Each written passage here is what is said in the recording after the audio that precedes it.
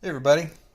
Um, Update here. It's been a little while. I've been working with the test group and on improvements, and this is where we're at right now.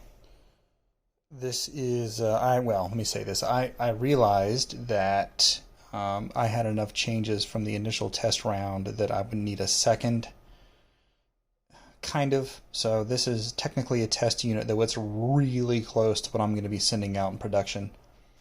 And I just want to go over the changes before I do the final finishing touches and then send this out. So let's go over them. You might be wondering initially, where's the stick? Well, let me show you what's going on here. So um, there's the stick. The reason why this isn't attached is because I've also now got a D-pad module, and these are swappable. The side there has a 8-pin jack or plug, and both of those go in. So you can run either a D-pad or you can run a stick. This is what you've seen on the previous units. So that's new. Now these switches on this D-pad are low-profile Cherry MX style switches. These are red, so they're linear and they're silent. But one cool thing is that they are in sockets. You're not soldered.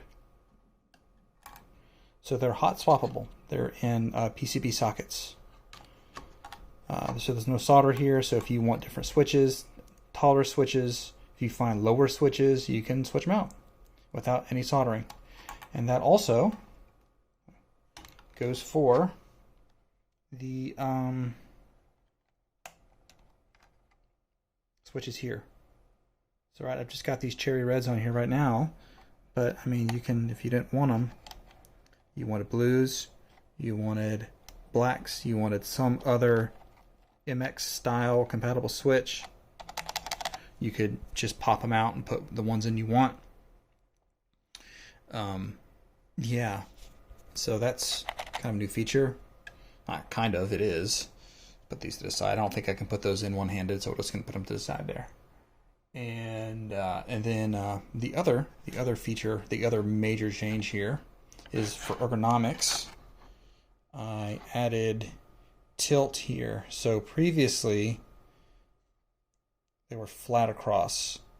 Now on both the wrist pad and look at the front here,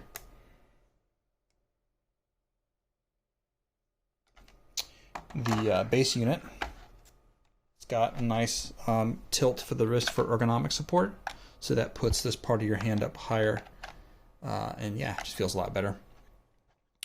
So there's that. Let's talk about these keycaps. I'm still not happy with these. These are functional.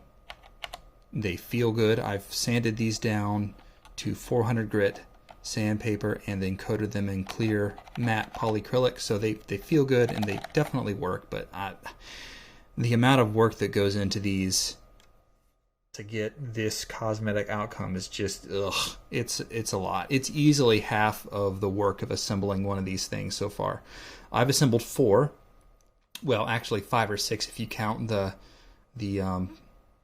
abandoned ones that I've not sent to anybody, that I've just kind of kept here. So I've built 5 or 6 of these, and there's 21, 22 keycaps per unit. So I've hand sanded down to 400 grit, over 80 going on 90 keycaps, and I'm just not doing that anymore. I'm not going to do it. Not if they look like this. These look all right. They could look a lot better. Even though they're functional and they feel good. So to that end, I'm still going to print them, but I'm not going to do them on a filament FDM printer. I'm going to do them on a resin printer.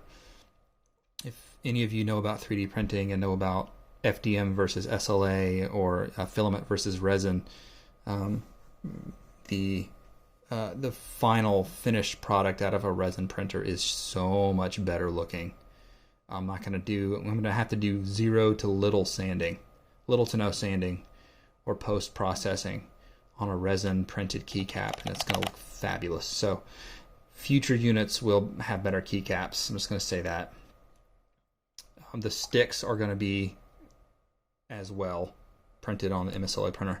So there's that. And then the other main thing that I can't show in this video because of time, I'll do a separate video today or tomorrow, but I've got a profile management app ready to go. So these connect to the PC via USB cable.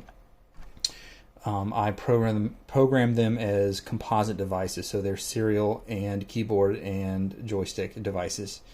That lets me have an app that communicates with the microcontroller via a USB serial connection, and I've got that app written. I wrote it. And yeah, we've got 3 profiles on board that you can save to, and you can edit in real time. We've also got stick value adjustment, so like you can adjust the dead zone and the boundary values. And I'm also in the process of baking in some troubleshooting features like logging and some other stuff that is going to make the quality of life on these units a lot better. And so, you can change your bindings and update profiles and even switch between the profiles and hold to temporarily activate a profile. So there, there'll be a separate video on that. I think that's pretty cool. That was a big part of this venture, was getting that working, and I've got it working. And then so those are the main features here. This will be going out tomorrow, probably, maybe on Saturday, the day after. There's a few more things I want to do to it. This particular print on this wrist pad wasn't fabulous, so I'm gonna sand this down to get rid of those little bumps, and I'm gonna coat it in some polyacrylic. And that's the other thing, is that this white filament, this is the second one I've done in this white filament. It looks really good, but I'm worried that it's going to collect dirt and collect hand grease and discolor. So I'm not sure what I'm going to do in the future with this. Maybe I won't offer it, maybe I will, maybe I'll only offer darker colors. I don't know yet, but at least for this one I'm going to try to deal with this and coat it so that it will hopefully collect less nonsense and collect less dirt. We'll see how this goes. I'm going to keep up with this guy and see how this thing behaves over time, but I'm not going to send it out with that on it. There's other little places where I've done some acetone welding that I want to sand down here. I might actually relocate this plug to be kind of farther up, since these cables are long and they're rather stiff, so I got to it's a little bit awkward and tight in there. I got to figure that out still, but otherwise this is mostly ready. This is basically ready to go. It all electrically works and the new features are in there, and yeah. Anyways, I'm going to keep this under 10 minutes and go ahead and stop. I think that's everything. I actually wrote down a list of things to talk through. I think that went better than me just kind of rattling things off the top of my head. So yeah, we're really close, guys, to me offering this generally as opposed to just showing videos of test units.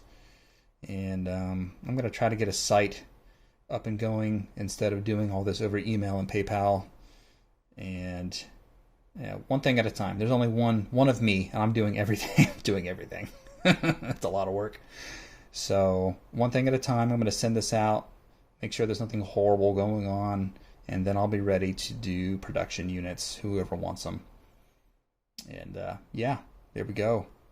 Let me know what you think. Hope you like what you see. I'm having a lot of fun making these. Just having an idea and 3D modeling it and printing it and building it and writing code and writing firmware and it all coming together into a cohesive thing. It's very satisfying. So I'm really enjoying myself with this process, and as each piece and part gets better as I continue to iterate and redo and rethink and reapproach, and it's fun. I love it. Anyways, I'll stop talking. Thanks a lot. Thanks for watching. Later.